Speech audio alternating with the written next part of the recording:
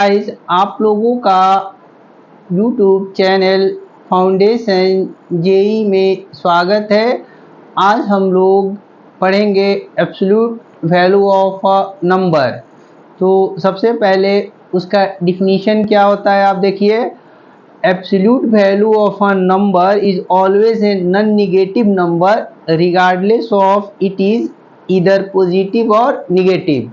कहने का क्या मतलब है कि जैसे कि अगर आपका कोई नंबर 4 है, ठीक है, और इसका अगर एब्सोल्यूट वैल्यू लेना है तो इसके दोनों तरफ में दो वर्टिकल लाइन खींचिए तो इसका वैल्यू आता है क्या, 4। और देखिए अगर ये एक -4 नंबर है तो इसका एब्सोल्यूट वैल्यू क्या होगा, ठीक है। तो इसका एब्सोल्यूट वैल्यू लेने के लिए आपको क्या करना होगा, इसके दोनों तरफ दो वर्टिकल लाइन लगा दीजिए तो इसका वैल्यू हो गया 4। तो देखिए ये बोल रहा है absolute value of A number is always non negative.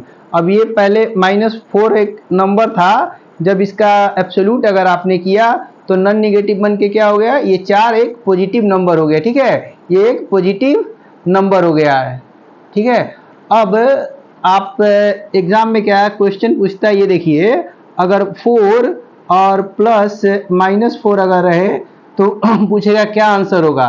तो आपका आंसर होगा 4 और +4 और इक्वल टू 8। अगर कोई क्वेश्चन ऐसा रहे -5 और +7 एब्सोल्यूट वैल्यू, तो इसका हो गया absolute value of -5 5 +7 equal to क्या हो गया गाइस, 12 हो गया। एक और एग्जांपल देखिए, अगर -5 और ये -7 हुआ तो इसका वैल्यू क्या होगा। तो इसका वैल्यू हो गया 5 और इसका वैल्यू क्या हुआ, -7। तो हम इसका आंसर क्या लिखते हैं, -2 लिखते हैं। अब बहुत सारे बच्चों को कंफ्यूजन होता है कि सर ये -2 कैसे हो गया। तो देखिए आप जानते हैं कि अगर हम -1 अगर कॉमन ले तो ये -5 + 7 और इक्वल टू -1 और ये हो जाएगा 2 और this one is equal to -2। क्यों ऐसा हो जाता है, देखिए अगर आप -1 इंटू -5 कीजिएगा तो 5 हो गया और -1 इंटू 7 कीजिएगा तो ये -7 हो गया। तो आपको ये क्लियरिटी हो गया कि कैसे सॉल्व किया गया क्वेश्चन।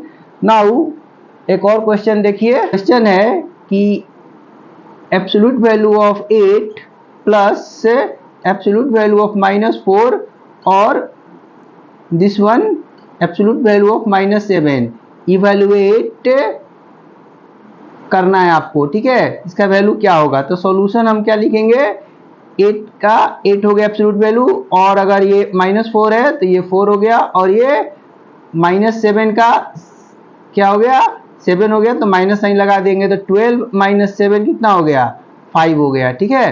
तो आंसर हो गया 5, ठीक। गाइस अब प्रैक्टिकल यूज का एक क्वेश्चन देखिए जो कि एब्सोल्यूट वैल्यू पे आधारित है। क्वेश्चन है कि point A is at height 20 metre from sea level and point B is 30 metre below the sea level, find distance between A and B. तो सॉल्यूशन क्या होगा इसका, देखिए पहले तो ये एक सी लेवल हो गया, ये हो गया सी लेवल, ठीक है। अब यहाँ से पॉइंट जो ए है यहाँ पे, ये अगर ये 0 है, रेफरेंस अगर सी लेवल मानते हैं तो इसका 20 मीटर डिस्टेंस दिया है, और बिलो हो गया बी, तो ये हो गया -30 मीटर। अब बोल रहा है क्वेश्चन में कि डिस्टेंस बिटवीन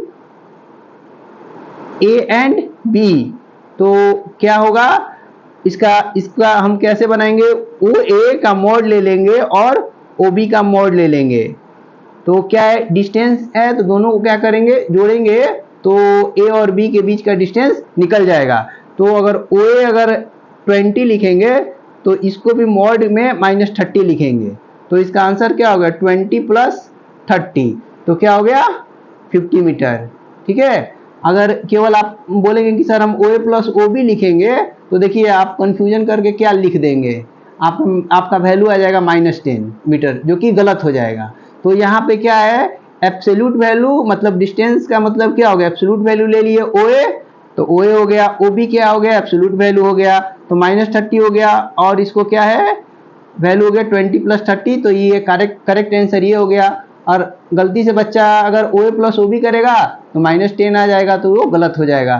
तो अगर आप लोगों को ये लेक्चर अच्छा लगा तो कृपया करके इस YouTube channel foundation JE channel को लाइक एंड सब्सक्राइब कीजिए और अपने दोस्त और परिजनों को शेयर भी कीजिए। Thank you very much.